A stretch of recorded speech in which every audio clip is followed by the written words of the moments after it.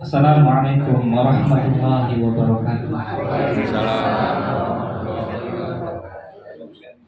Alhamdulillahi ala ihsani wa syukru lahu ala taufiqihi wa amtinani. Asyhadu an la ilaha illallah wahdahu la syarika la ta'ziman li sya'ni. Wa asyhadu anna Muhammadan 'abduhu wa rasuluhu ad-da'i ila ridwani sallallahu alaihi wa ala alihi wa ashabihi. Amma ba'd. Yang saya muliakan tuan rumah, Bapak Iwan dan semua yang hadir di sini yang tidak bisa saya sebutkan satu persatu.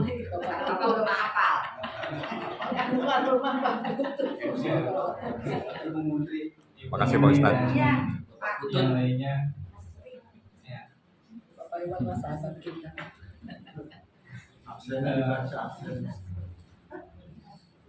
Kemudian saya berterima kasih di awal ini untuk kemudian bisa memenuhi undangan dari semua yang hadir di sini dalam rangka reuni ya mungkin ya. Kemudian kegiatannya ternyata rutin, alhamdulillah dan luar biasa.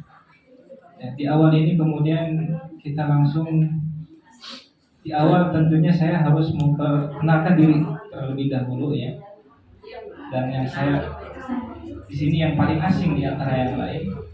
Perkenalkan, nama saya Imam Mujiarto, asal dari Cilacap, Jawa Tengah. Kemudian alhamdulillah menikah dengan seorang gadis Betawi, jadi sudah KTP Jakarta. Ya. Sudah punya 2 putri dan 1 putra, 3 anak. Dan kemudian mungkin sedikit gambaran, dulu saya pesantrennya di Jogja. Memang bukan pesantren yang terkenal, ya. Menghafalkan Al-Quran di sana, kemudian belajar ilmu agama, kemudian setelah itu kuliah jurusan agama, jurusan syariah.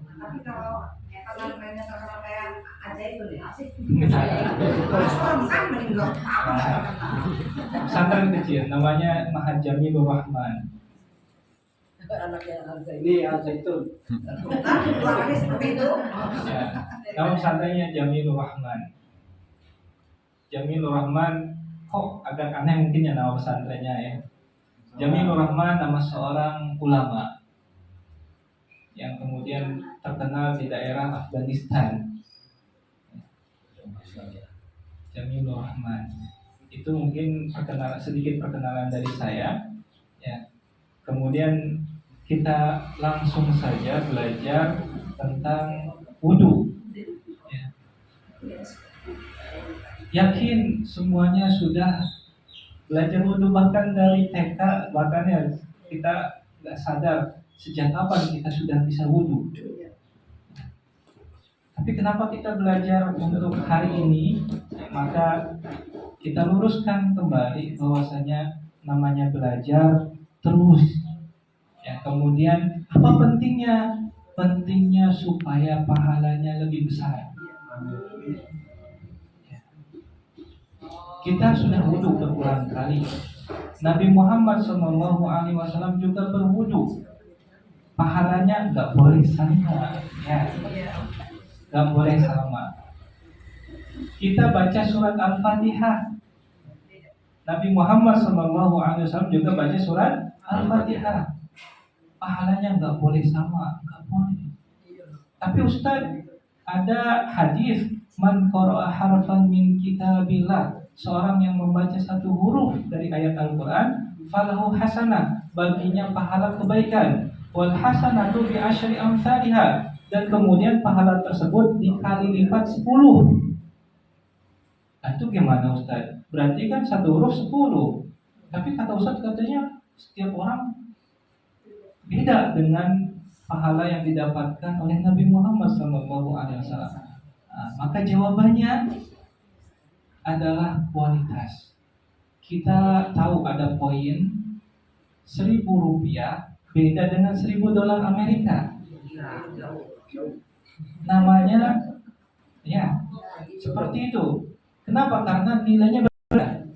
Kalau ngomongin poinnya 1.000 dengan 1.000, jangankan itu, ada satu kerikil, ya satu bongkar kerikil, kemudian dibandingkan dengan satu bongkar emas, harganya beda.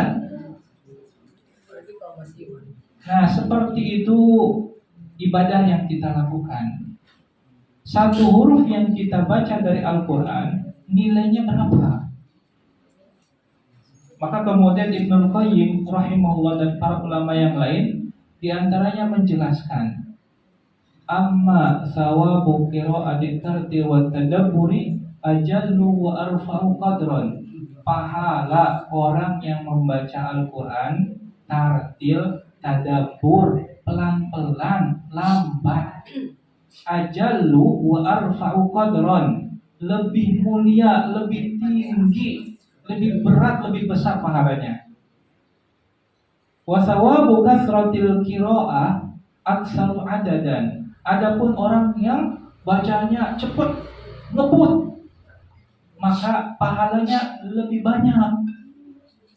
Terus gimana Ustaz? Tadi bilang katanya yang pelan-pelan tadabbur lebih mulia, lebih tinggi. Tapi kalau yang banyak berarti kan lebih banyak, gitu ya. Lebih cepat berarti lebih banyak dapatnya. Nah, kemudian diberikan perumpamaan seperti tadi. Ada orang infak dengan 1.000 rupiah. Beda. Orang yang kedua infak dengan 1.000 dolar. Beda lagi ternyata orang ketiga infak dengan 1.000 butir berlian. Nilainya berbeda. Maka ini yang kemudian harus kita kejar. Waktu yang digunakan untuk ibadah sama, tapi ternyata pahalanya berbeda, lebih berat ketika disertai dilandasi ilmu. Seperti itu. Sekilas ya di awal. Makanya ini juga pada momen lagi besok ya cucu-cucunya naik kelas. Ya. Kalau untuk ilmu dunia, seorang harus naik kelas ya Bu. Ya Bapak ya, harus naik kelas. Kalau ada seorang ayah kemudian melarang anaknya, kamu nggak usah sekolah, kamu nggak usah belajar, udah di rumah aja. Yakin kita akan menentangnya. Ini bapak nggak benar. Masa seperti itu? Kasihan anaknya, butuh untuk berkembang, butuh untuk menjadi lebih dewasa, butuh untuk menjadi lebih kuat, lebih hebat, lebih sukses, dan akan menjadi modal di masa depan. Ya ketika dia sudah dewasa. Ini beneran kita pegang ibu bapak ya.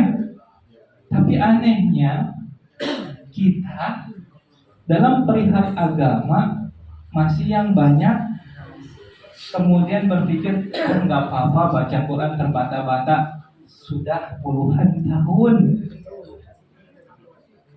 Ya, harusnya kita harus ikut naik kelas dong, gitu kan? Udah terbata-batanya puluhan tahun. Ya, kalau kita jumpa ada anak SD nggak naik kelas aja malu, gitu kan? Tetangga malu, apalagi anak kita sendiri, gitu kan? Ternyata diri kita masih begini aja. Maka ini ya sedikit untuk kemudian ya maaf ya kepada ibu bapak semuanya, dorongan, motivasi. Ya, bahwasanya ini penting. Allah Subhanahu wa taala berfirman, ayatnya sudah hafal, fa amma man saqulat mawazinuhu fa huwa fi 'ishatin radiyah. Adapun yang timbangan pahalanya lebih berat, fa huwa fi 'ishatin radiyah, maka kelak Allah akan masukkannya ke dalam surga. Isya kehidupan, Radiyah, yang diridhai maksudnya yang sangat memuaskan. Surga yang penuh dengan kepuasan. Beda dengan kehidupan di dunia. Makan enak, puas nggak? Puas. Sampai kenyang, puas. Tapi mules ya setelah itu. Kemudian tenggorokannya juga kepenuhan, perutnya juga kelaparan atau bahasanya seperti itu ya. Di surga enggak. Beneran puas, hanya nikmat dan lezat dan tidak ada batasan. Nah Ustaz, kalau makan banyak kan harusnya normalnya penuh perutnya. Enggak. Di surga makan seterusnya enggak pakai berhenti. Ya, enggak ada berhentinya. Lah Ustaz, terus kemana? Makanan yang masuknya kemana? Gitu ya. Maka jawabannya, karena makanan di surga adalah makanan yang sempurna, begitu masuk dalam tubuh langsung dites habis, tidak ada ampasnya. Tidak ada ampasnya. Jadi tidak perlu ada lagi pembuangan. Ya, nggak ada kentut yang bau, gitu ya. Nggak ada yang istilahnya kemudian menyibukkan kita untuk ke toilet, nggak ada. Ya, isyatin radiyah. Nah kemudian balik ayat yang tadi, fa'amama takulat, yang berat.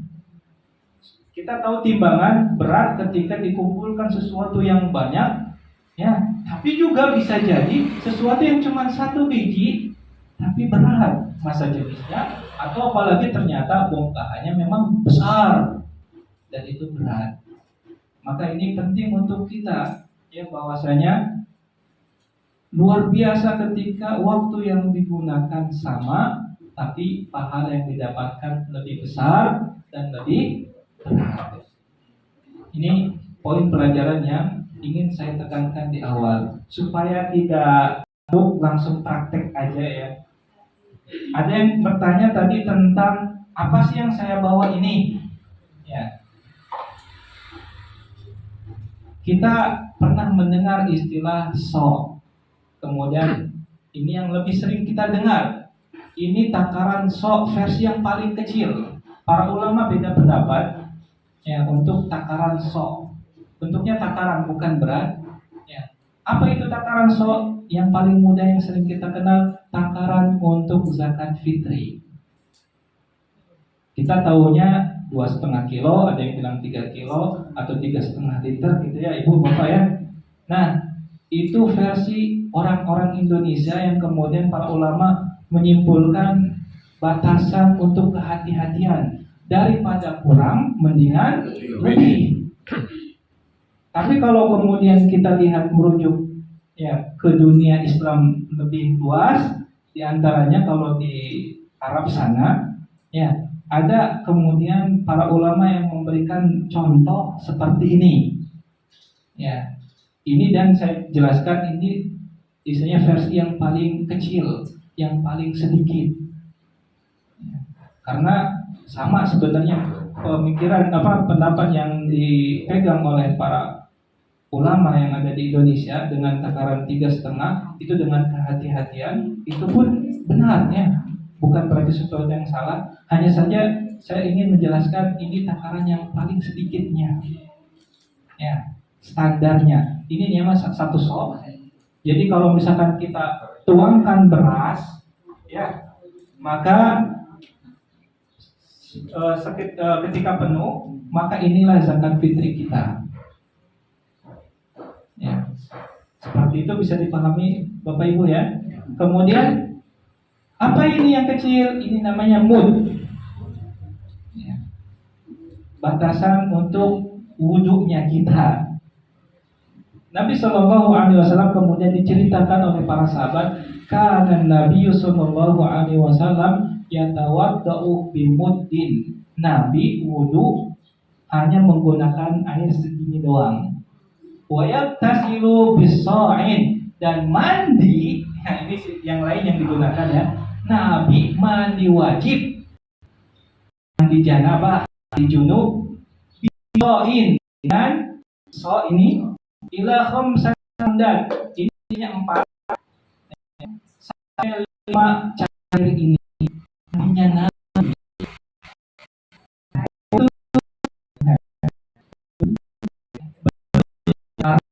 ya, apalagi itu belum penyulingan, teknologi penyulingan air.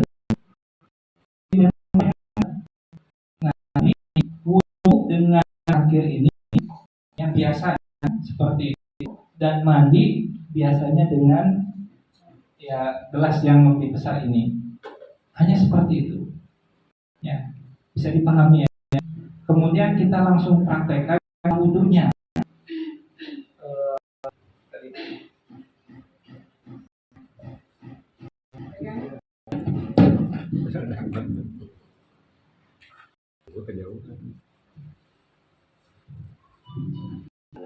Nih bantuin nih.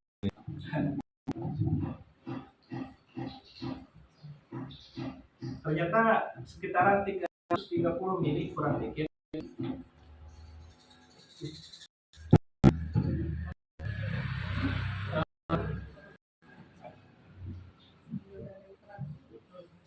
Ingat bahwasanya zaman Nabi Muhammad SAW belum ada teknologi paralon, ya, belum ada mesin air, nggak ada keran, ya. Jadi Nabi wudhunya ya tidak menggunakan keran.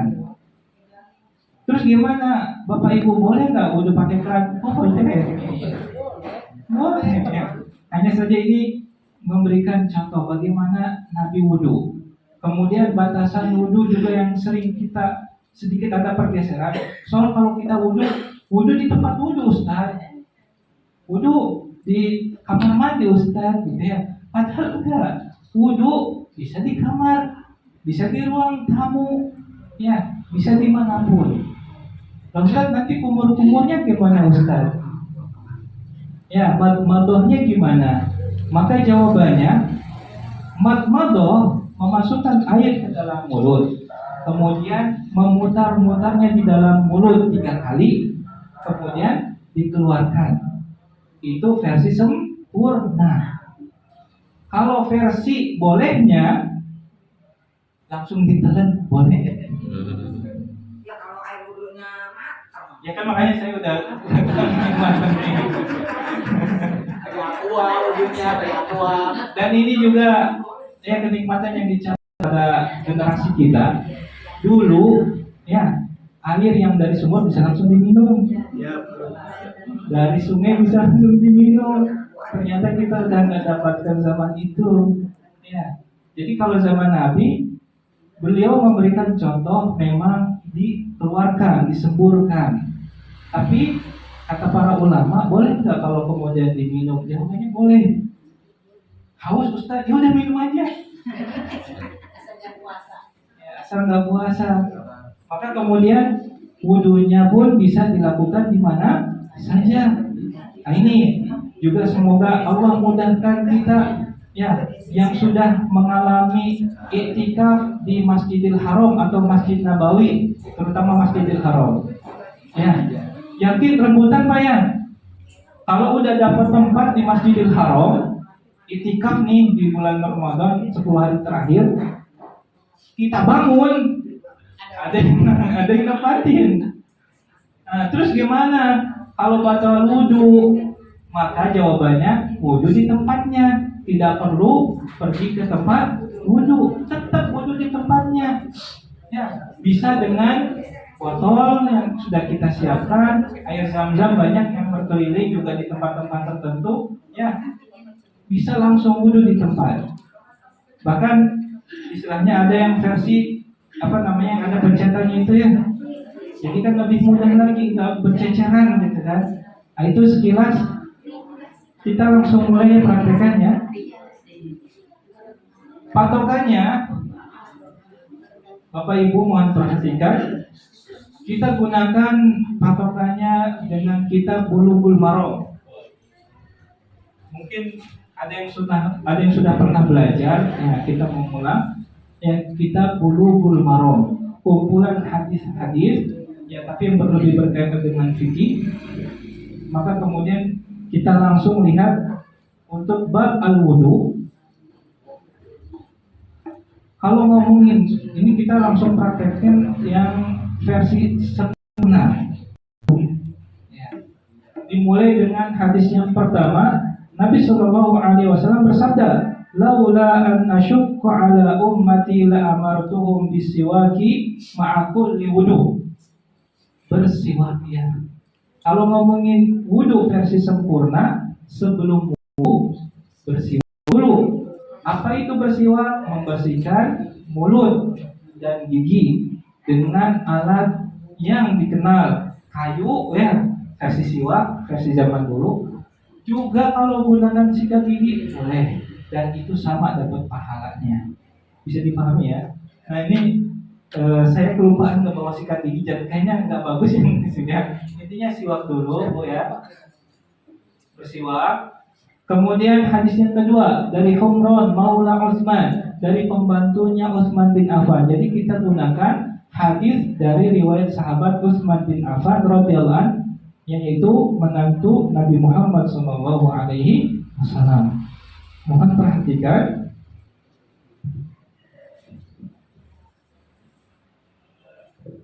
Dimulai dengan dimulai dengan cuci tangan 3 kali. Ya, Bismillah. Boleh juga Bismillahirrahmanirrahim. 1, 2, dan disertai dengan niat wudu. Niat wudunya gimana? Nawaitul wudu'a li rafil hadatsil asghari fardu ya, atau fardhon lillahi ta'ala. Ini yang sudah kita pelajari versi sempurna. Ya, menurut mazhab Syafi'i ini versi yang sempurna. Kalau versi cukupnya wudu cukup sah. Jadi dalam hati atau diucapkan wudu sah. Oh gitu Ustaz? Ya, ini pendapat yang disebutkan oleh An-Nawawi dalam kitab Al-Majmu' Syarah Al-Muhadzab. Ya, kita pernah sering dengar ya, Syekh An-Nawawi. Ya, ini sering kita dengar, yang menulis juga kitab Arba'in An-Nawawi. Pernah dengar ya Ibu ya Bapak? Nah, maka kemudian ini mewakili juga pendapat dalam mazhab Syafi'i. Kalau ribet panjang banget Ustaz, Bismillah wudu cukup. Bismillah junub boleh. Mandi, jangan junub ya, tapi mandi junub. Kalau Bismillah junub berarti buka baju. Pakai mandi. Ya. Enggak, buka baju kamar Pak. Itu Bismillah buka baju. Ya, junub itu ya itunya ya. Kalau ini kan mandinya. Kita lanjutkan. Itunya apa?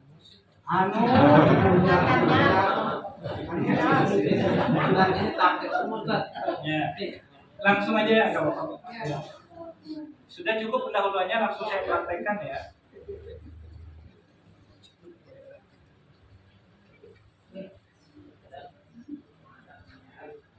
Tiga kali dicuci sudah, langsung kumur-kumur.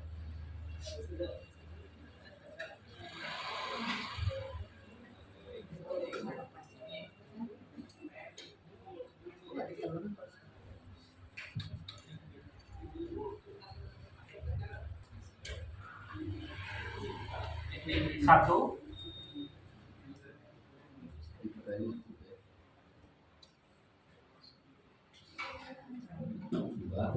dua,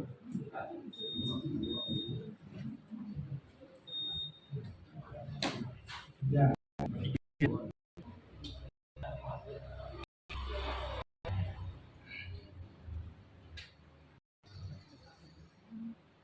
satu,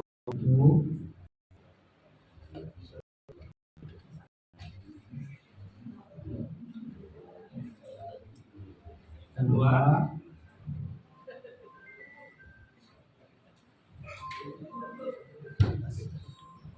tiga.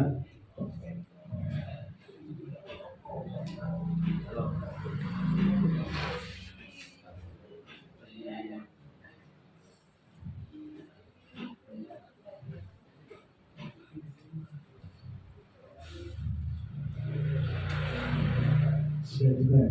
Dua, Ya, 2, tiga. 3.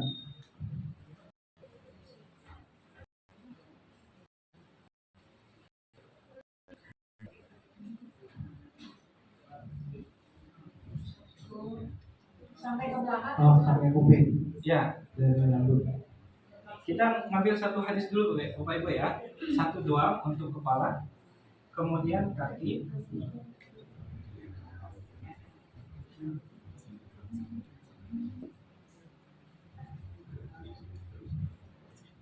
Satu,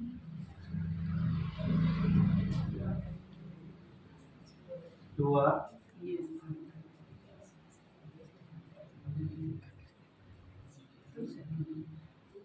tiga.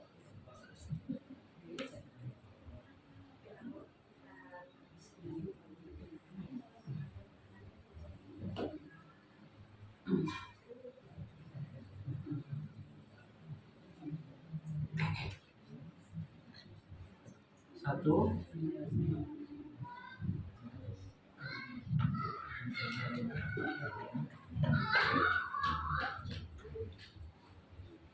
Dua.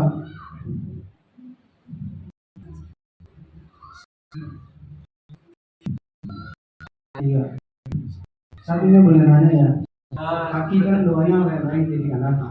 Kalau kita samain boleh nggak? Allahumma sabit qadami ala siratik. Boleh nggak tuh? bentar. Kemudian lanjutin dulu ya. Kemudian selesai baca doa. Ya. Asyhadu an la ilaha illallah wahdahu la syarika lahu wa asyhadu anna Muhammadan abduhu wa rasuluh. Ini riwayat Umar bin Al-Khattab. Kemudian ada tambahan Allahumma ja'alni minat tawwabina wa ja'alni minal mutatahhirin. Kemudian boleh angkat tangan, jawabannya boleh. Tanpa angkat tangan juga boleh. Seperti itu. Mungkin itu untuk prakteknya dulu ya, nanti kemudian kita bahas satu-satu. Nah, kemudian nanti Pak ya nanti pertanyaannya. Ya, dan ternyata ibu bapak airnya masih sisa. Airnya masih Sisa. setengah. Ya. Kemudian kita bahas ini dulu dari hadis Nabi Shallallahu Alaihi Wasallam tentang karena Nabi Shallallahu Alaihi Wasallam yatawaddu bimuddin. Ini para ulama ternyata beda-beda pendapat untuk kemudian mengambil istinbat pendalilan dari hadis ini. Sebentar.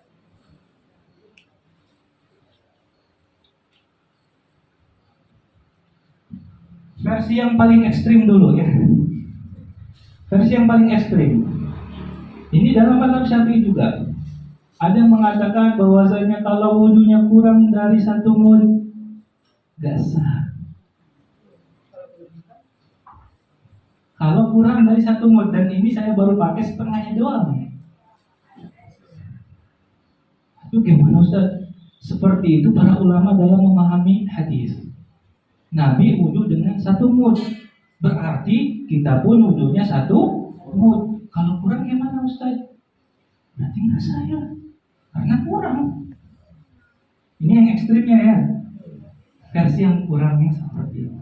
Ekstrim yang keduanya ada 2. Kalau kelebihan juga nggak boleh. Ini yang versi yang ekstrimnya, nggak boleh kelebihan. Ya. Terus gimana? Ada yang bahkan bilang nggak sah wudunya kalau kelebihan. Tapi ini tentu yang paling aneh jawabnya. Pendapat yang paling aneh ini mazhab Al-Ghazali. Ya, kalau kelebihan nggak sah. Ini pendapat yang aneh. Ya, kita tahu mazhab yang kita kenal dalam fikih, mazhab Abu Hanifah, mazhab Maliki, mazhab Syafi'i, dan mazhab Hambali. Nah, ada lagi yang kelima, ya ini mazhab Zahiri. Ini kurang terkenal dan memang ada beberapa pendapat yang bisa menyeleneh aneh seperti itu. Nah, kemudian pendapat yang lain berikutnya tentang takaran 1 mud ini untuk dibahas. Kalau kelebihan, kalau kurang tadi sudah ya. Kalau kelebihan tadi yang aneh, nyeleneh bilang nggak sah. Tapi ini menjadi patokan kita sebagai kehati-hatian dalam berfikih. Jangan sampai terlalu banyak lebihnya. Kenapa? Karena kita tahu ada hukum keharaman tabdzir, boros. Jadi kalau kita buang-buang air, ya sengaja buang tanpa adanya manfaat, namanya boros. Ini dosa. Maka ini menjadi dosa. Wudunya sah, dapat pahala, dikurangi dosa. Nah, ini pentingnya kita belajar. Ya, wudunya sah Pak, gitu kan. Tapi karena ternyata boros, kan kita jumpa apalagi anak kecil wudu di masjid, ya, tangannya langsung dibuka, bus, gitu kan. Main-main air dulu lagi, gitu kan. Nah, wudunya sah, tapi dikurangi dosa pahalanya nih. Nah, ini tentunya perlu jadi perhatian buat kita. Bisa dipahami Bapak Ibu ya sejelas. Kemudian kita lanjutkan, mungkin prakteknya sudah. Ya. Hadis yang kedua dari Humran Maula Utsman, yaitu seorang pembantu Utsman bin Affan radhiyallahu anhu. Anna Utsman da'a biwadu'in, bahwasanya Utsman bin Affan satu waktu kemudian meminta didatangkan wadu. Kalau wudu, prakteknya wudu. Kalau air untuk wudunya namanya wadu. Ya, ini versi bahasa Arabnya, nahunya seperti itu. Yang faghasala kaffaihi marratin. Tadi sudah saya praktekkan. Begitu didatangkan air wudu, cuci tangan 3 kali. Summa tamatmada wastansyaqa wastansara. Kemudian kumur-kumur memasukkan air ke dalam hidung dan mengeluarkannya. Tidak disebut 3 kali. Ya. Jadi kita pahamnya hadis disebutkan. Summa ghasala wajhahu salasa marrat. Kemudian disebutkan berikutnya membasuh wajah 3 kali. Ya. Summa ghasala yadahu al-yumna ila al-mirfaq salasa marrat. Kemudian membasuh tangan sampai siku 3 kali kanan, kemudian summal yusra mithla dzalik, kemudian tangan kiri juga sama 3 kali. Summa masaha bi ra'sihi, kemudian mengusap kepala. Titik, nggak disebutkan 3 kali kalau untuk riwayat yang ini. Summa ghasala rijlahul yumna ilal ka'baini thalatha marrat, kemudian membasuh kaki kanan 3 kali. Summal yusra mithlu dzalik, kemudian yang kaki kiri 3 kali. Kemudian summa qala, kemudian Utsman bin Affan berucap setelah selesai wudu, ra'aitu Rasulullah sallallahu alaihi wasallam tawaddu'a nahwa wudu'i hadza. Aku lihat Rasulullah sallallahu alaihi wasallam wudu dengan seperti wudu yang tadi saya contohkan ini. Ya, bisa dipahami Bapak Ibu redaksi hadisnya. Ya, dalam melanjutkan hadisnya, kemudian melanjutkan Nabi Muhammad SAW juga kemudian mengucapkan man tawaddu'a nahwa wudu'i hadza, siapa yang berwudu seperti wuduku ini, tsumma shalla rak'atain, kemudian salat 2 rakaat, lam yuhdits fihi ma nafsuhu, kemudian hatinya fokus, khusyuk, gak mikirin yang lain-lain, udah selesai wudu, salat, gak mikirin yang lain-lain. Ya, cuma itu doang, yang gak mikirin dunia, istri, anak. Ghufira lahu ma taqaddama min dzambi. Keutamaannya mendapatkan ampunan dosa-dosa kecil yang dulu dikerjakan. Bisa dipahami Bapak Ibu? Ya. Kemudian hadis tentang praktek wudu banyak. Yang saya bacakan barusan, hadis yang paling kuat diantaranya disebutkan oleh Al-Bukhari dan Muslim dalam kitab keduanya, maka kemudian derajatnya muttafaqun alaih karena sama riwayatnya. Ini termasuk hadis yang paling kuat. Terus Ustaz, saya praktek wudunya kok kumur-kumurnya 3 kali? Jawabannya boleh. Kenapa? Ada riwayat yang lain. Ustaz, saya basuh usap kepalanya juga 3 kali. Jawabannya boleh. Ya, karena ada riwayat yang lain. Ustaz, saya kemudian ambil air yang baru untuk usap telinga? Jawabannya juga boleh. Ada riwayat yang lain. Bisa dipahami Bapak Ibu semuanya ya. Ya, begitu pula doa setelah wudhu. Ada redaksi yang sudah kita hafal, ada tambahannya juga yang belum kita hafal, yang pernah kita dengar juga. Maka jawabannya ada yang boleh karena hadisnya sahih, ada yang kemudian untuk ini ada beberapa riwayat yang kurang, maka sebaiknya berhati-hati. Cukup dengan yang sahih saja, yang kuat itu sudah cukup. Ya. Sampai sini mungkin ada pertanyaan Bapak Ibu? Oh, Masya Allah. Dari yang kanan dulu, ya, silakan Ibu. Assalamualaikum warahmatullahi wabarakatuh. Waalaikumsalam warahmatullahi wabarakatuh.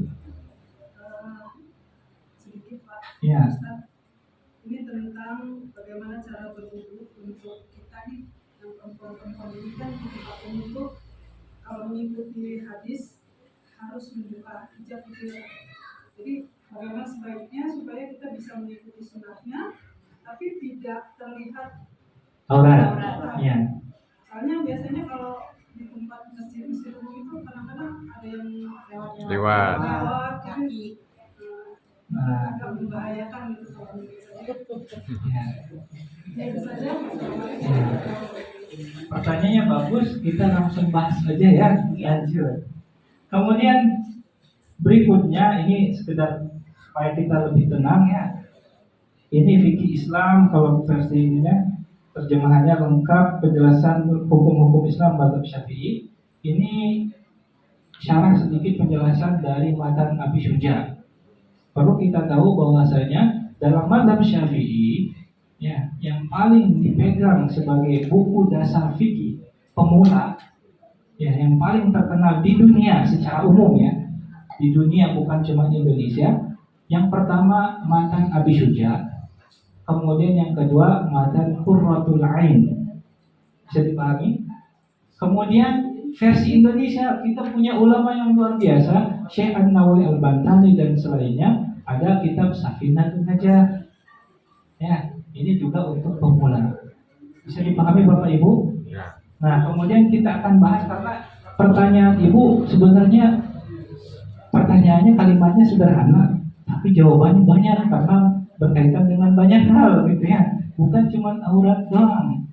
Maka kita akan mulai pembahasan di awal. Pertama tentang rukun-rukun wudu ada 6. Ya. Berkata Syekh di dalam kitabnya Matan Abi Syuja, ya. Abu Syuja rahimahullah qal wa furudul wudu sittatu asya, dan rukun-rukun wudu ada 6. Yang pertama niat, 2 membasuh wajah, 3 membasuh kedua tangan, 4 mengusap sebagian kepala, 5 membasuh kedua kaki, yang ke-6 tertib. Oke. Ini juga perlu kita istilahnya tegaskan lagi. Ustadz, kita belajar fikih sih, belajar fikih untuk apa Ustadz? Maka jawabannya belajar fikih untuk lebih mudah memahami syariat Islam. Gimana sih cara wudhu? Ya, dengan belajar fikih kita bisa lebih mudah untuk memahami cara wudhu yang benar. Tadi memang saya bacakan hadis Nabi SAW. Tapi kalau beneran ada orang yang baru masuk Islam, cuman baca hadis ini, yakin wudhunya belum sah. Kenapa? Nggak dibahas niat, Ibu ya. Kan tadi nggak dibahas niat, kan di dalam hadis nggak disebutin niat. Ya, langsung disebutkan cuci tangan, dimulai dengan cuci tangan, minta air wudhu, cuci tangan 3 kali, kumur-kumur. Nah Ustaz, nggak disebutkan niatnya. Jadi kalau ada mu'alaf baru masuk Islam praktek wudhu hanya berdasarkan hadis ini, wudhunya sah atau tidak Bapak Ibu? Nggak sah, kenapa niat? Karena di dalam hadis nggak disebutkan niat. Nah, fikih mengumpulkan berbagai macam dalil Al-Quran yang sudah dibahas sama Pak Madani ya. Kemudian hadis yang tadi juga saya sudah baca, dikumpulkan dengan dalil-dalil yang lain, akhirnya terkumpul. Oh, ternyata tata cara wudhu yang sempurna dari A, B, C, D dan seterusnya, dan rinciannya ya seperti itu. Nah kemudian disebutkan rukun wudhu. Maksudnya rukun itu apa Ustaz? Yaitu sesuatu yang ketika kita kerjakan sah. Itu paling dasar. Disebutkan 6, dimulai dengan niat. Yang keduanya basuh wajah. Lah Ustaz, cuci tangan kok nggak disebut? Kalau dilewat wudhunya tetap sah. Ustaz, kumur-kumur nggak disebut, nggak kumur-kumur sah. Ustaz, nggak masukin ke hidung juga sah.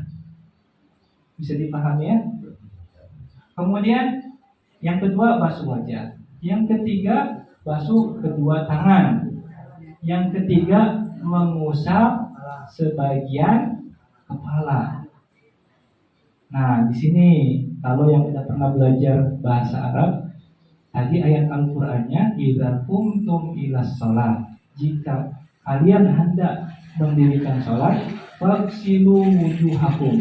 Itu di ayat Al-Qur'an juga disebutkan mulai wudunya itu dari wajah, enggak disebutkan cuci tangan kumur-kumur. Wa aydiyakum ilal marafiqi, dan kemudian membasuh kedua tangan sampai siku. Kemudian wamsahu bi ru'usikum, dan usap. Ini hati-hati Bapak Ibu. Kedengarannya? Terus aja.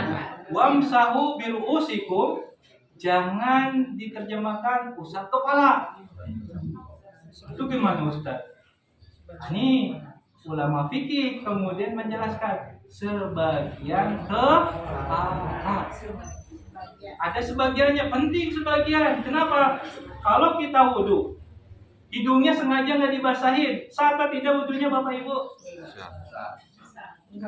Sebagian. Kering, hidungnya kering sengaja. Oh, sengaja. Dasar. Harus basah semuanya. Kalau kelewat ini tadi habis make up, wudhunya gini aja deh. Wudhunya nggak sah.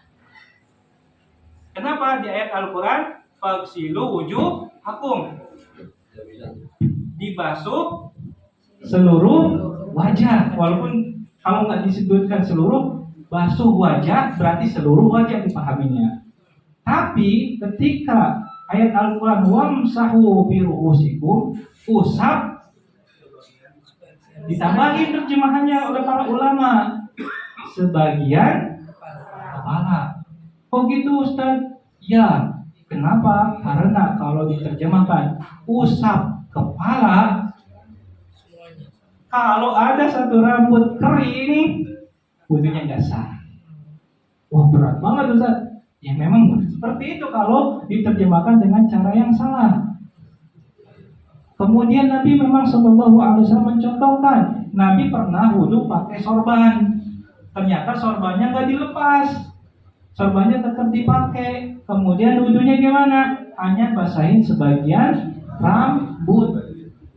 Maka kemudian para ulama tegas, artinya usap sebagian kepala. Nah, ini tadi dari pertanyaan Ibu. Kalau lagi wudhu perempuan pakai hijab, aduh Ustaz, kalau harus lepas hijab repot. Ya, maka jawabannya ini, gitu kan? Wamsahu bi ru'usikum. Kemudian para ulama Syafi'i, ini agak ribet Pak ya. Kalau boleh ngusap sebagian, paling sedikit berapa helai rambut? Di sini kemudian kalau satu kurang, kalau dua enggak cukup, tiga itu udah banyak. Cukup. Bisa dipahami Bapak Ibu? Ini asalnya. Kok isinya ada ungkapan cukup mengusap 3 helai rambut? Jawabannya ya karena kalau kemudian kita pahami dari ayat Al-Quran harus semua rambut, hanya memberatkan. Ya, karena ada 1, 2, 3 helai rambut kelewat, berarti wudhunya nggak sah. Dan Nabi pun memberikan contoh tadi ketika pakai sorban hanya dibuka sebagian. Bisa dipahami? Ya. Kemudian catatannya di sini, ini rahmat dari Allah Subhanahu Wa Taala. yang dilimpahkan kepada kita bahwasanya agama Islam ini agama yang mudah, enggak saklek kudu gitu ya. Enggak. Ya ada opsi pilihan, ada banyak sekali kemudahan. Ya, fleksibel. Nah, seperti itu. Kemudian catatan berikutnya, kita berusaha untuk meneladani wudhunya Nabi Muhammad SAW, terutama bapak-bapak yang nggak pakai kerudung ketika wudhu, yang nggak pakai songkok, ya. Ketika wudhu maka yang dicontohkan aslinya mengusap semua kepala, sebagaimana ayat Al-Quran wamsahu biru'usikum. Untuk beberapa kasus ketika ternyata pakai sorban, pakai peci gitu kan, pakai yang seperti ini, aduh ini mau ditaruh di mana nih, udah pakai aja lah, wudhunya usap doang seperti ini sah ya, dan ini masuk sunnah. Tapi kalau nggak ada apa-apa di kepala, kemudian ketika wudhu cuma usap-usap, berarti ini tidak mencontoh wudhunya Nabi. Karena kalau Nabi nggak pakai apa-apa diusap semuanya, kalau pakai sorban baru sebagian. Ini yang perlu didudukkan seperti itu. Nah kalau ibu jelas kalau lagi pakai kerudung nggak perlu dilepas. Kalau pengen pahalanya banyak, kalau ibu tadi sekilas melihat bedanya membasuh dan mengusap. Kalau membasuh ada genangan air, ini namanya basuh. Ada air yang menggenang di tangan. Ya, kalau kemudian sekedar basah, bahkan kalau dibalik, ini cukup namanya mengusap kepala. Ini udah cukup. Nah, kemudian ada kesalahan di antara putra-putri kita atau cucu-cucu kita nih. Ketika wudhu, airnya banyak, kemudian dicipratin. Nah, ini namanya boros. Kalau memang mau usap kepala, udah dikit aja. Ya, dikit aja cukup. Yang penting basah, usap kepala. Tapi kalau untuk wajah, tangan mau banyak, boleh. Ya maaf, dilepas lagi gitu. Ya, boleh? Ya. Bagi yang berhijab katanya hanya gini, jadi nggak perlu lepas hijab, hanya gini misalnya untuk arah. Saya nggak tahu ini benar atau tidak, saya tidak pendapatnya. Jadi seperti dari kaos kaki katanya nggak perlu buka kaos kaki, airnya aja yang ini gitu. Nah, Terus kira-kira duduk kadang-kadang kita pakai air mengalir gitu kan. Saya sering melihat kan orang misalnya gini, cuma gini aja kan di keran gitu kan. Pada sebenarnya yang benarnya katanya tuh gitu kan. Lalu gimana menurut Pak Ustadz? Kalau yang hanya gini-gini aja di keran ya. Nah, ini pertanyaannya banyak lagi ya, dikit-dikit. Kemudian pertanyaan yang bagus untuk mengusap kepala dulu Bapak Ibu ya. Mengusap kepala, tadi kita sudah bahas bahwasanya dalam mazhab Syafi'i membuat ya pendapat minimal. Kalau kurang nggak sah wudhunya, harus kena air minimal 3 helai rambut. Jadi kalau tetap pakai kerudung nggak kena rambutnya nggak sah. Ini istilahnya pendapat yang paling minimal dalam mazhab Syafi'i. Terus gimana? Ya udah nyelip aja. Jadi bukan adanya nyelip. Ya, itu sudah cukup. Di sini ada, bisa lewat bawah juga bisa. Nggak harus di depan, di belakang juga boleh. Ya, nggak harus di depan. Kalau yang tadi saya contohkan kan yang versi sempurna. Ya seperti itu. Kemudian nyambung untuk yang kaki, ngusap kaki nanti ada pembahasannya nanti ya. Kemudian itu cukup untuk mengusap. Ya, balik lagi ke niat. Ya, niat.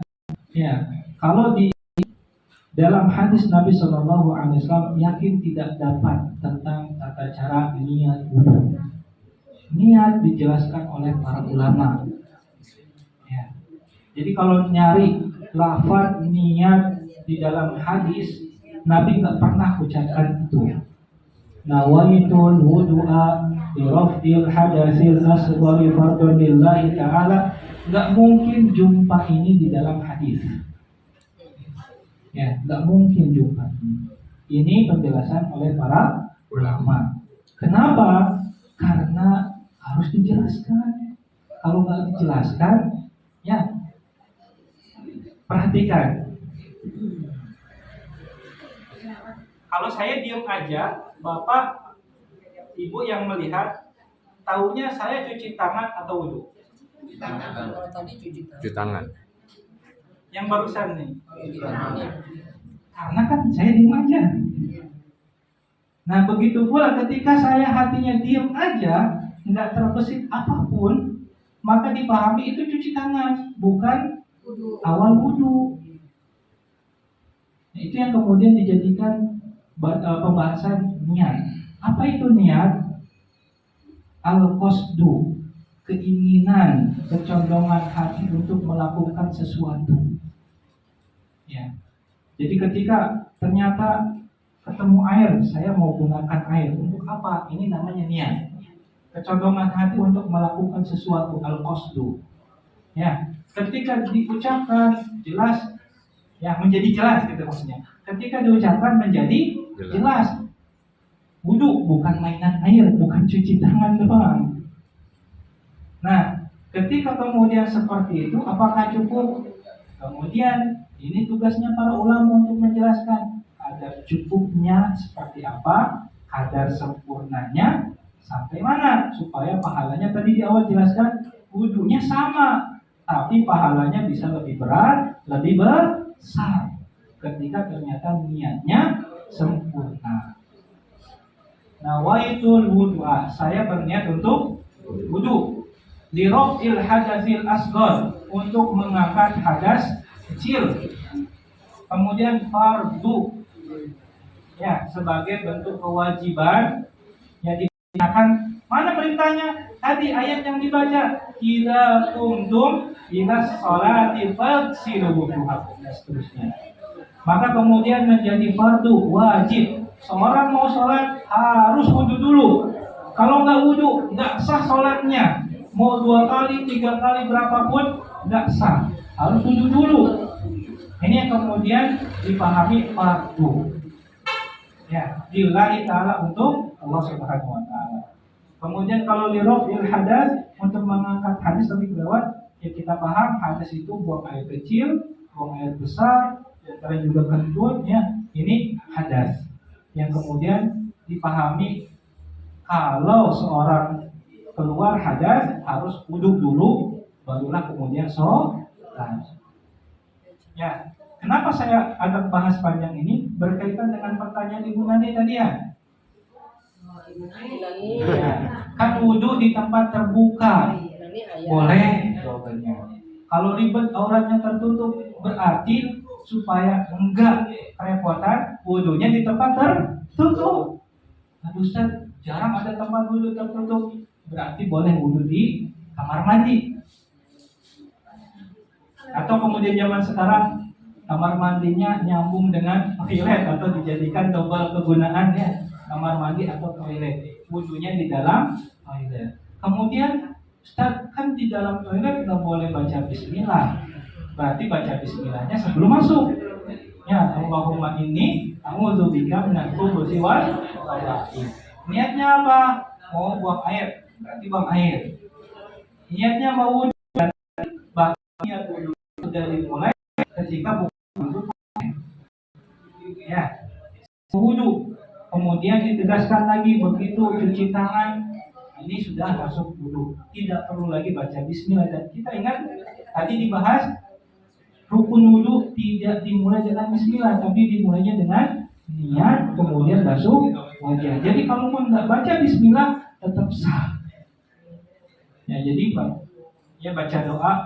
Ini doa untuk masuk toiletnya, ya, bukan untuk wudhunya. Kalaupun kemudian nggak baca, ya nggak apa-apa, tapi tidak dapat perlindungan, gitu kan?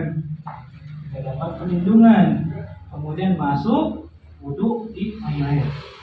Ya.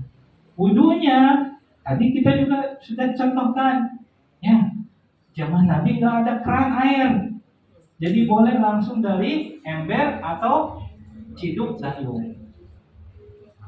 Ya, langsung gayung seperti ini boleh.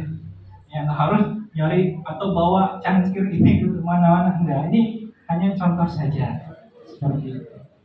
Ya, Ibu Nani mungkin cukup jelas. Jadi bisa wudhu di toiletnya.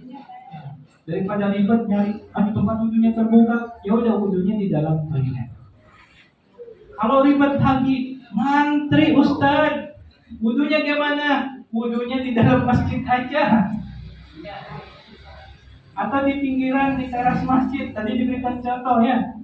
Bahkan wudhunya, tadi kan ini termasuk banyak, bisa lebih hemat lagi kalau misalkan kita punya yang alat spray, ya, kan airnya sedikit ya. Kemudian boleh langsung diusap. Kita juga sedia sapu tangan atau handuk.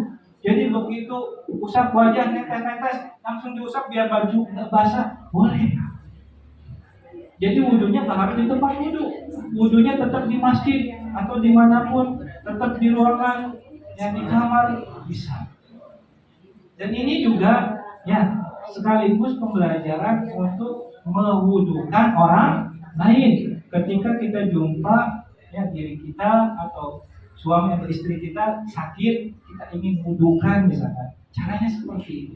Nggak harus banyak-banyak dan nggak harus ribet-ribet. Ayo ke kamar mandi dulu, enggak. Ya, seperti itu cukup. Ya, ingat bedanya kalau basuh ada air yang menggenang. Itu ya sudah cukup. Air menggenang itu sudah cukup. Mungkin itu sudah dipahami Bapak Ibu. Ya. Gimana? Jadi pengertian wajah itu kan dia menjawab apa sampai sini nih pengertian wajah. Ya, ini bagus pertanyaannya. Batasan wajah disebutkan dijelaskan oleh para ulama. Kenapa? Tadi ayatnya faghsilu wujuhakum diterjemahkan basuh wajah. Dalam kurung seluruh wajah. Kalau hidung nggak kena nggak sah.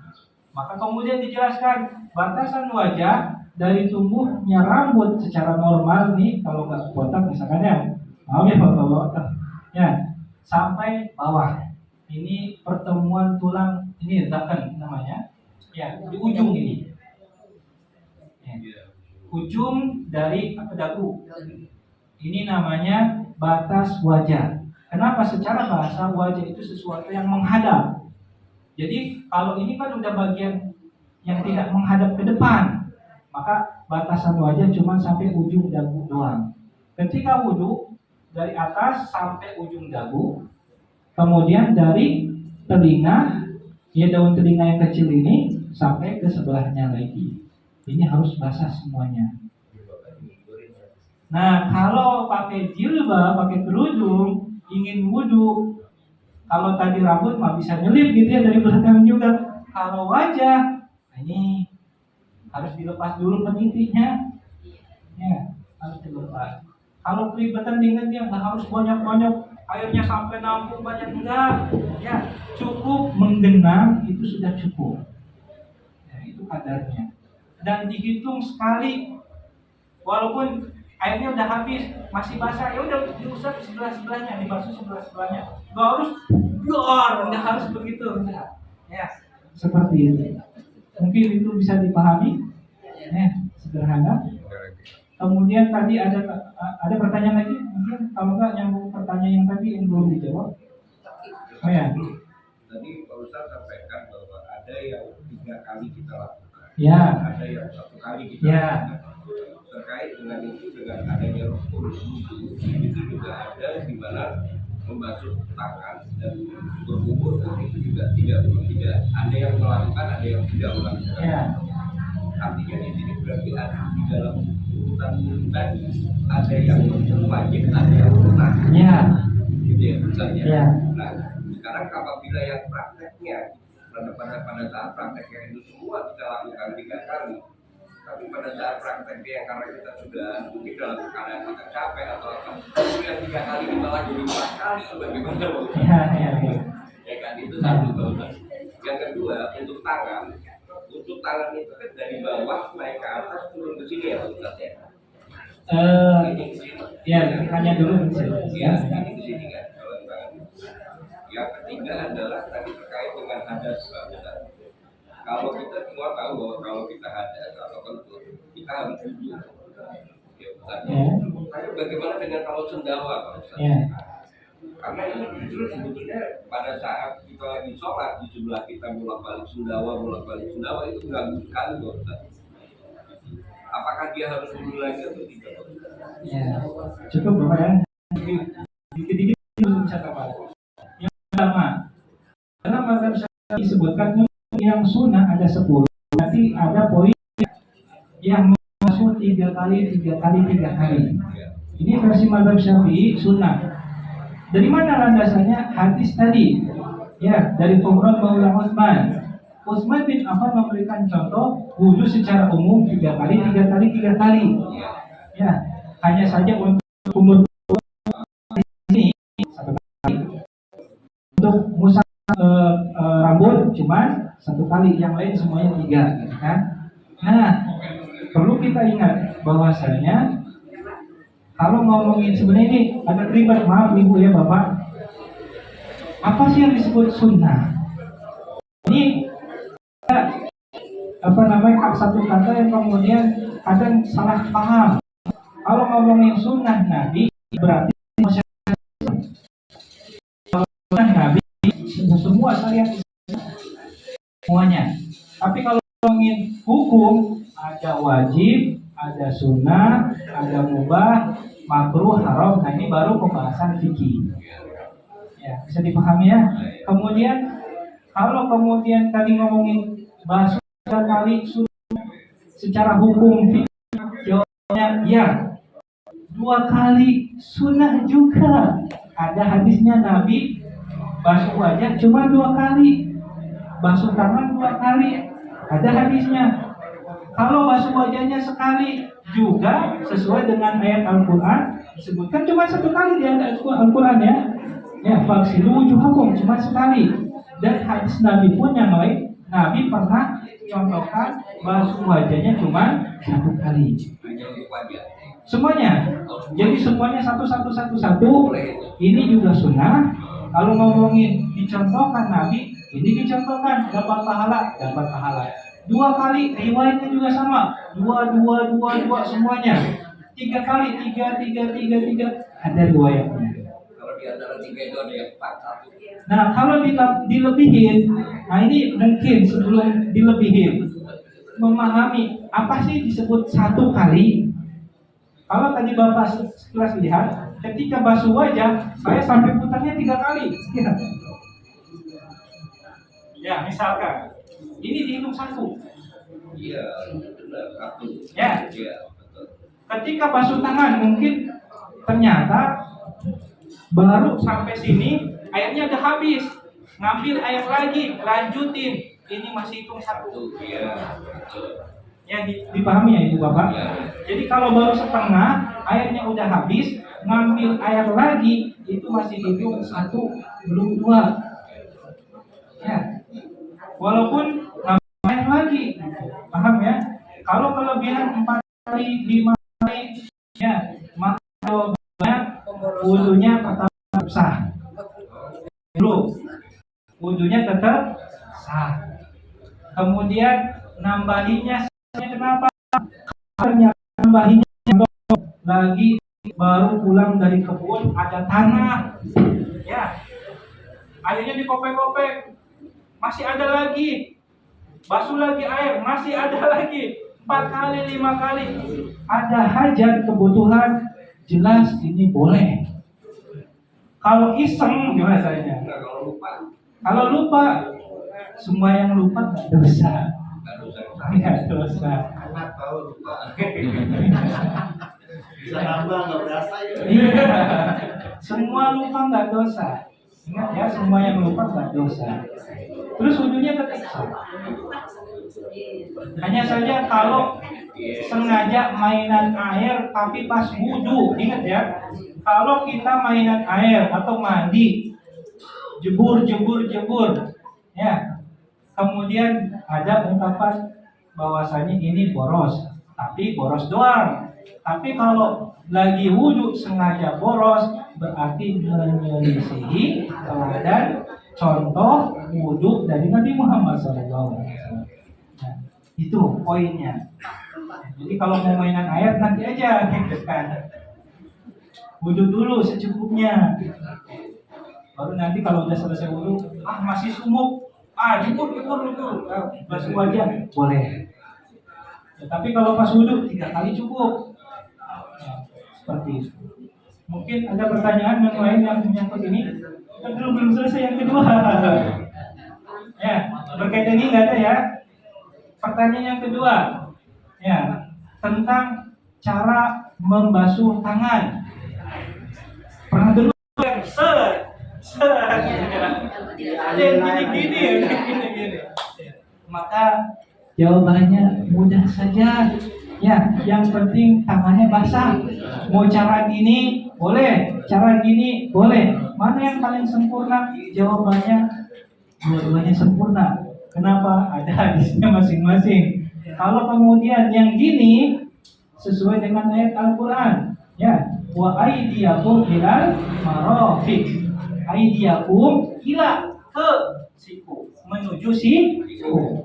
Maka gini, gitu ya. Tapi kemudian riwayat yang lain dari siku dulu sama. Ya, walaupun kemudian kalau nggak dibasuh langsung gini aja ke keran gitu ya. Nggak dibasuh, basah. Berarti sah. Patokannya basah. Yang penting basahnya.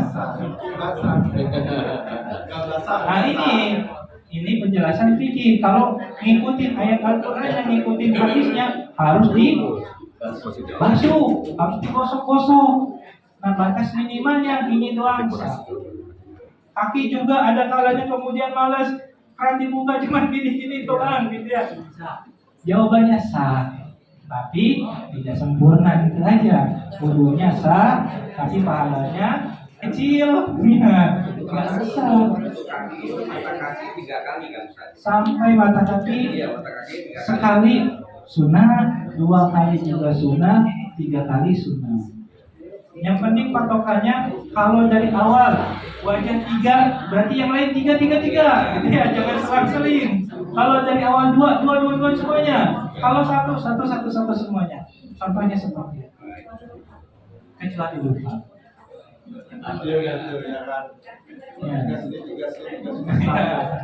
Ya, adil. Kemudian pertanyaan ketiga tadi, apa namanya, tahak ya, sendawa. Kemudian untuk pembatal wudhu kita harus kembali kepada dalil. Ternyata ada dalil yang kemudian disebutkan hadas, buang air kecil, buang air besar, kentut, ini membatalkan wudhu. Dan semua yang mewajibkan mandi membatalkan wudhu. Masing-masing ada dalilnya. Kalau ternyata nggak ada dalilnya, contohnya sendawa, nggak ada dalilnya, maka tidak seperti itu. Walaupun sama-sama angin yang keluar ini. Ya, walaupun sama-sama angin. Ya, bedanya kalau ini kan dari lambung, kalau yang dari istri kentut kan dari usus gitu ya. Seperti itu beda. Kembali kepada dalil. Walaupun seolah angin yang keluar bahkan sama-sama bau nggak nyaman. Nah, ini kemudian paling nambahin adabnya ketika sendawa memang harus ditahan. Kalaupun istilahnya ingin dikeluarkan, ya istilahnya kemudian ini ada dalam Islam di tempat yang tidak mengganggu kaum muslimin yang lain. Ya, adabnya ada dalam Islam. Contohnya juga bersin, menguap. Ya, ada hadisnya diminta untuk duduk, menguap. Ya, bahwasanya Nabi Shallallahu Alaihi Wasallam kemudian beneran memerintahkan, ya, ketika seorang menguap, falyaqdi mastatah. Bahkan ada ungkapan penegasan, sebisanya tahan supaya tidak dibuka. Kemudian kalau nggak mampu, Nabi juga menjelaskan, tutup dengan tangan. Kenapa? Nabi jelaskan lagi alasannya. Fa inna syaitana yadkhul, karena setan masuk ketika mulutnya terbuka. masuk. Ya, setan bisa berubah wujud. Ini keyakinan kita Ahlussunnah wal Jamaah. Setan bisa berubah wujud. Ya, sepakat kaum muslimin, setan bisa berubah wujud berdasarkan dalil. Nabi yang bilang, jadi anjing warna hitam, jadi ular. Ya, ini dalilnya jelas. Ya. Kemudian yang lain, kucing. Ya, ini hewan yang sering dijadikan perwujudan jin. Ini sesuai dengan dalil. Hewan yang lain bisa nggak jadi cicak? Bisa aja. Jadi lalat? Bisa. Ya, jadi nyamuk bisa. Allah berikan kekuatan, ya, kelebihan untuk manusia jin bisa berwujud. Ya. Tidak disebutkan batasan, berarti mungkin bisa aja jadi apa aja. Ya, jadi nyamuk, jadi lalat, bisa. Ya. Ada kalanya terlihat, ada kalanya tidak terlihat. Hanya kita kemudian mengimani Nabi yang bilang, kalau nggak ditutup, fa inna syaitana yadkhul, masuk. Walaupun tak kelihatan ada yang masuk, kita beriman. Hadis yang kemudian menjelaskan itu. Kalau istinja yang betul disedot atau ditempelkan saja. Istinsya ketika mengambil air masukkan ke dalam hidung dengan kuat, ya sebisanya masuk. Dengan kuat istinsya, dengan kuat. Nanti ada hadis yang menjelaskannya, namanya istinsya itu dengan kuat. Bahkan kemudian catatannya dalam riwayat yang lain, kalau puasa jangan kuat. Nabi bilangnya gitu. Kecuali ketika kamu dalam keadaan bila anak kesoim, ketika kemudian kau sedang berpuasa, nggak boleh kuat-kuat. Berarti istrinya harus kuat. Kemudian dikeluarkan dengan tangan kiri. Seperti itu. Ya. Untuk seperti itu, kalau dirasa memberatkan, ingat kembali, ya Islam adalah agama yang mudah, bukan yang memberatkan. Bagi sebagian orang yang bersemangat dan tidak merasa berat, dan kita juga punya hidung yang beda-beda ya, ada yang sensitif, ada yang biasa-biasa aja, ya. Maka kemudian sesuai dengan kemampuan, Ustaz, sakit kepalanya kalau terlalu tinggi, kalau terlalu dalam, berarti di luarnya aja. Seperti itu, dan itu pun sudah dipraktekkan, dapat pahala, dilewat pun ujungnya tetap sah. Itu pertanyaan itu. Kemudian tadi pertanyaan mengusap kaos kaki. Ya, ini pembahasan yang berkaitan berikutnya dengan wudu, mashul khuffain, mengusap aslinya sepatu kulit. Ya, kalau zaman dulu sepatu itu beneran terbuatnya benar dari kulit, tidak dari yang lain-lain. Karena bahan yang terbukti kuat, terbukti mudah didapatkan, kulit. Ya. Kemudian menutup sampai mata kaki, itu syaratnya. Nanti ada syarat-syaratnya. Kemudian kalau zaman sekarang ada kaos kaki, itu juga mewakili. Seorang ketika sudah wudu, saya sudah wudu, kemudian ingin pakai kaos kaki, ya, pas batal kentut misalnya, mau wudu lagi, tidak perlu dilepas kaos kakinya, tidak perlu dilepas sepatunya. Terus gimana? Ketika sudah wudu yang lain sudah, kepala sudah, pas giliran kaki cukup usap atasnya doang, nggak perlu bawahnya, hanya diusap. Ingat, kalau bahasa usap, yang penting cuma basah. Sudah harus menggenang. Kalau menggenang jadi basah kaos kakinya, gitu kan. Dan sudah harus rata, rata banget semuanya. Ya secukupnya saja. Ya, kalau rata jelas sempurna.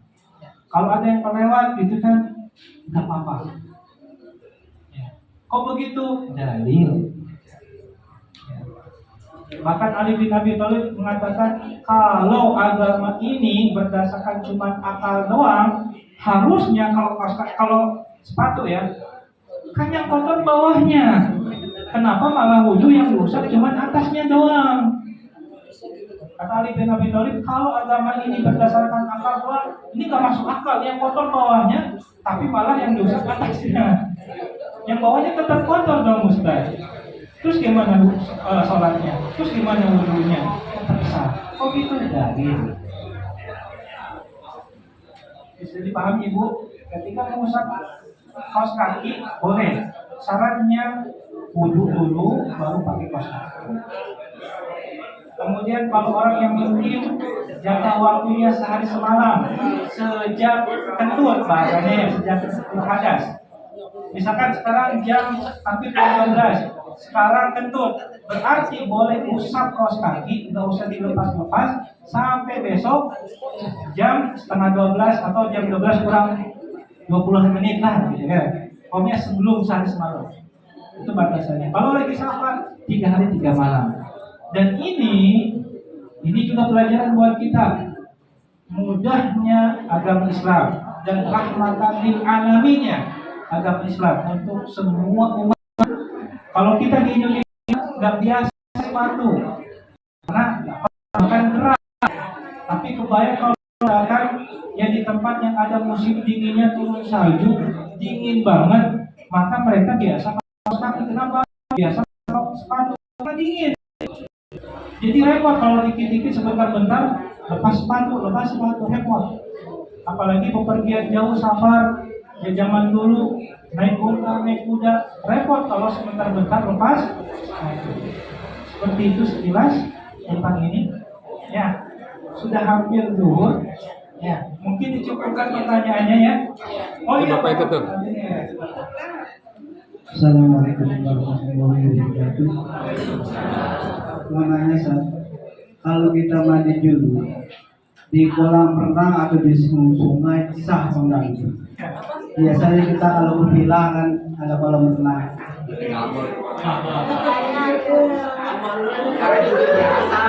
Ya, ini pertanyaan tidak berkaitan dengan wudhu tapi bagus ya. Nah, ini juga dibahas dalam fikih. Makanya pentingnya luar biasanya peran sumbangsi para ulama-ulama dalam bidang fikih. Kita jadi tahu jawabannya. Kenapa pertanyaan ini sudah ditanyakan dari zaman dulu, gitu kan? Mudah. Kalau tadi niat wudhu lengkapnya banyak, minimalnya wudhu sah. Kemudian untuk mandi wajib, mandi junub, niatnya juga cukup mandi junub atau mandi wajib.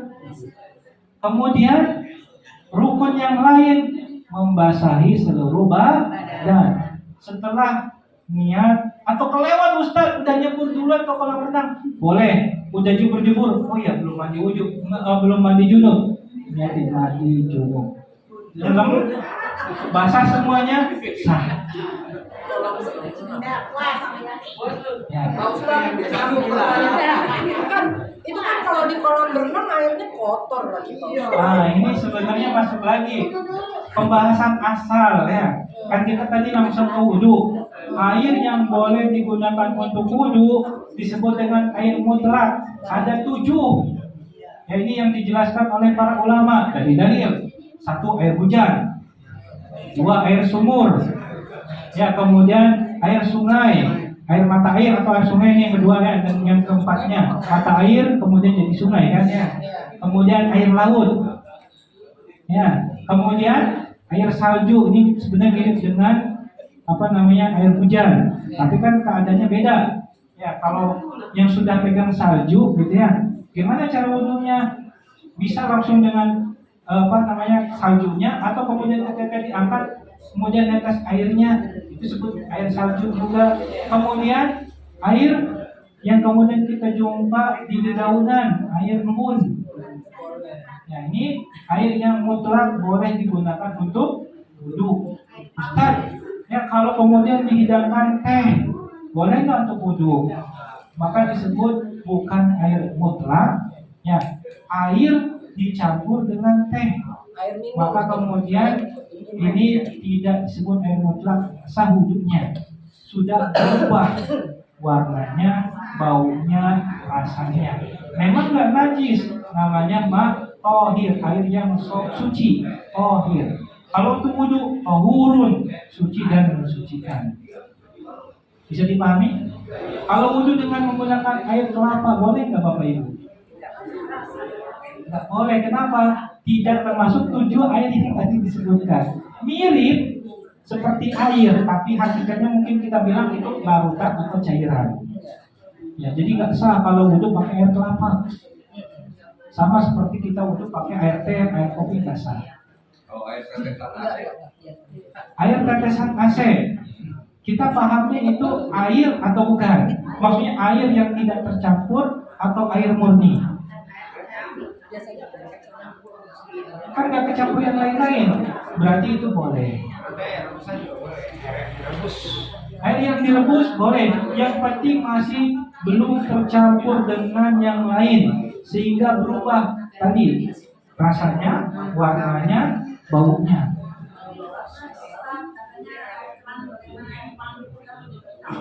Ya dikasih obat gitu ya. Nah kalau misalkan dicampurnya obat dan kita masih paham itu bukan air yang kemudian dipahami, dirubah rasanya, baunya, warnanya untuk kepentingan minum, tapi itu kan digunakan obat tersebut untuk mensterilkan, untuk menjernihkan, maka itu boleh. Iya, sama seperti bahkan air lautnya sendiri. Ada air laut yang bau anyir. Misalkan air lautnya butek gitu kan, nggak jernih, dekat dermaga, gitu, dekat Tanjung Priok. Boleh nggak untuk wudhu? Jawabannya boleh. Udah anyir, amis, tapi karena itu sifat aslinya, maka tetap boleh. Seperti itu. ya, Ya, mungkin sampai sini yang bisa saya sampaikan. Ada satu hal yang kemudian saya ingin sampaikan walaupun tidak berkaitan dengan wudhu, ya minta waktunya sebentar, semoga 5 menit cukup. Ya, bahwasanya kalau kemudian kita memahami tentang kehidupan Nabi Muhammad SAW, kalau ada pertanyaan, siapakah manusia seorang yang hidupnya paling bahagia di dunia ini? Jawabannya Nabi Muhammad. Gak boleh ada orang lain, bahkan Nabi pun gak boleh yang lebih bahagia hidupnya dari Nabi Muhammad SAW. Gak boleh, harus Nabi Muhammad yang paling bahagia. Alasannya kenapa? Nabi yang paling mulia, manusia yang paling dicintai Allah. Ya, dapat perhatian, kecintaan, kepedulian yang paling tinggi dibandingkan manusia yang lain ketika hidup. Itu Nabi Muhammad SAW. Kemudian, ya, mendapatkan semua itu, tambah lagi surganya Nabi, surga yang paling tinggi di atas surga Firdaus, bukan surga Firdaus lagi di atasnya, khusus untuk Nabi Muhammad SAW. Dan macam-macam yang lain. Maka enggak boleh ada yang lebih bahagia daripada diri hamba. Tapi sisi yang lain, asyadun nas bala'an al-anbiya, manusia yang paling berat cobaannya adalah para nabi. Dan di antara seluruh nabi dan rasul, Nabi Muhammad SAW yang paling berat cobaannya. Sekarang, ayo, ketika satu sisi beliau sebagai orang yang paling bahagia, tapi sisi yang lain paling berat cobaannya. Nabi pernah sedih, pernah nangis. Nah, gimana Bapak Ibu? Mendudukan dua hal ini, paling bahagia tapi paling berat cobaannya. Gimana? Ada yang bisa jawab? Silakan.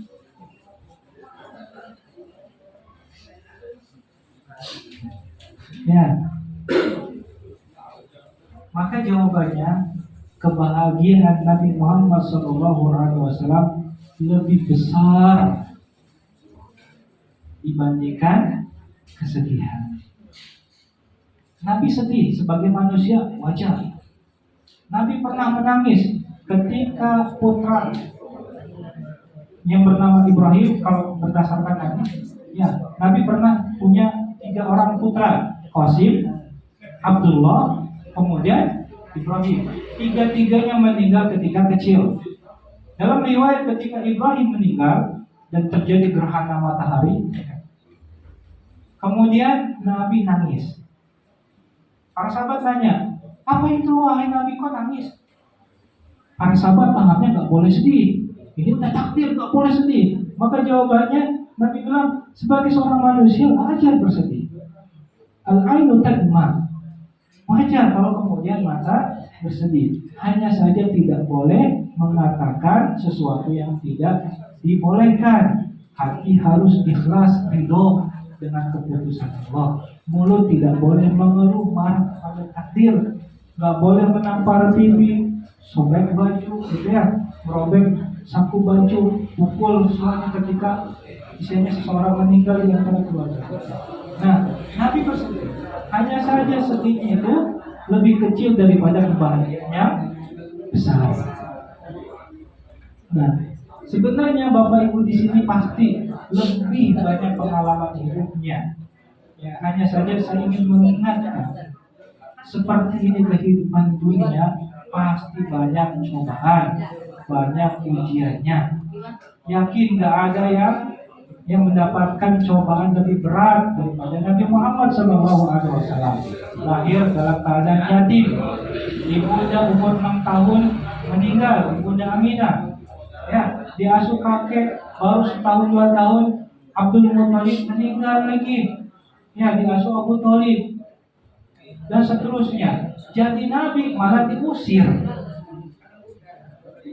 Kemudian sayembara, siapa yang bisa beriman Nabi? Sulit kita bahagia kalau jadi Nabi Muhammad SAW. Ya, maka kemudian apa itu kebahagiaan kalau gitu? Balik lagi. Ya, kebahagiaan adalah ketika hati kita sehat, jiwa kita kuat, kemudian badan kita juga sehat. Makanan yang enak jadi berasa lezat.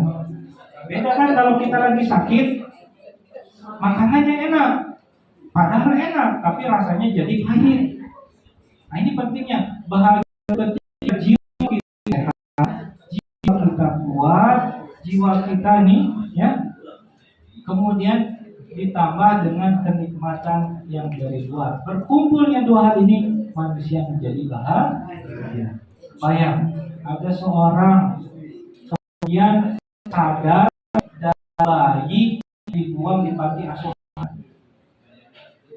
Tumbuh sampai pun kemudian dia dewasa, sukses, duitnya banyak, bapak kandung bisa bahagia nggak bapak? Ketika kita sujud kepada Allah, Tuhan yang benar yang menciptakan langit dan bumi, Tuhan yang benar yang memberikan balasan surga kelak atas kebaikan yang kita lakukan di dunia ini. Surga yang pemiliknya Allah dan kita dapat balasan nanti kelak nanti. Ini adalah kebahagiaan yang luar biasa dibandingkan tadi si pemuda nggak tahu bapak ibunya siapa, bisa bahagia. Maka ini perlu kita syukuri. Dan kemudian kita harus tegar, biar apa di dalam agama Islam ini, ya, berbangga Allah memilih kita sebagai seorang muslim dan muslim. Mungkin ini yang bisa saya sampaikan. Ya, terima kasih atas kehadiran semuanya. Alhamdulillah gak ada yang ngantuk kayaknya ya. Jelang Pak, jelang ngantuk. Apa namanya dikabarkan bahwa Nabi pernah berzikir pada saat Ibrahim meninggal. Tuhan langsung aja ditutup. Dalam satu itu bahwa Nabi menginginkan bahwa kesedihan seorang muslim itu tidak boleh lebih dari 3 hari pada saat meninggal. Keluarganya yang meninggal. Apakah kalau sampai 4 hari, 2 hari, 40 hari itu pasti dosa? Itu masuk kategori meratap. Dan ini dosa. Cukup ya? Langsung doa aja Pak Ustaz. Ya. Terakhir lagi satu ayat saya ingin baca. Allah Subhanahu wa taala berfirman, walaupun ayat ini ada di dalam Al-Qur'an beberapa tempat, kejadiannya berbeda, tapi saya ingin bacakan yang tentang ayat yang terjadi kelak di surga. Allah Subhanahu wa taala berfirman, wa aqbala ba'duhum ala ba'din yatasaalun. Kejadian di surga mirip seperti sekarang. Di antara kenikmatan di surga, wa aqbala, berhadap-hadapan, ba'duhum ala ba'din yatasaalun, dan tadi Bapak Ibu sudah lakukan, saling bertanya kabarnya, sudah berapa waktu kita gak ketemu, gimana kabarnya. Dan di surga nanti akan terjadi lagi. Seorang berkunjung dari istananya menuju istana sekarang kabarnya sahabat. Ini ayat Al-Quran, wa qala ba'du ala ba'd yatasaalun. Mulai Allah mempertemukan kita kembali, ya, acara berikutnya dan seterusnya. Allah kemudian mengumpulkan kita kembali di surga, saling bertemu, ya, bisa ketemuan pasar surga. Kita kalau pasar senang, apalagi ibu ya, apalagi gratis. Nah, semoga kembali di surga, di pasar surga. Rabbana wa anfa'na wa anfa'na wa tarhamna rabbana inna sami'na imani man aminu bi rabbina rabbana wa ta'ala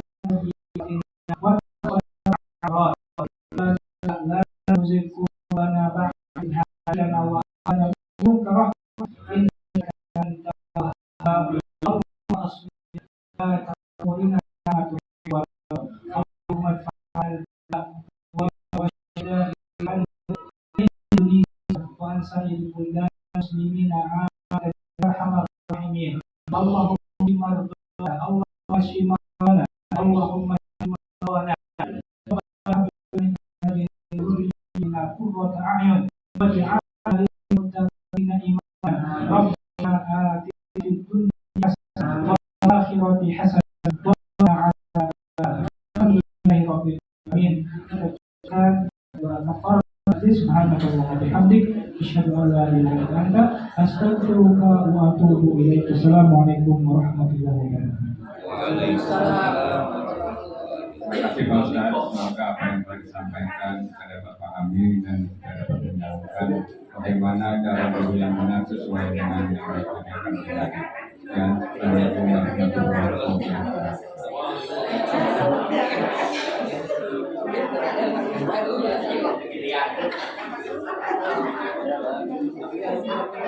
Baca.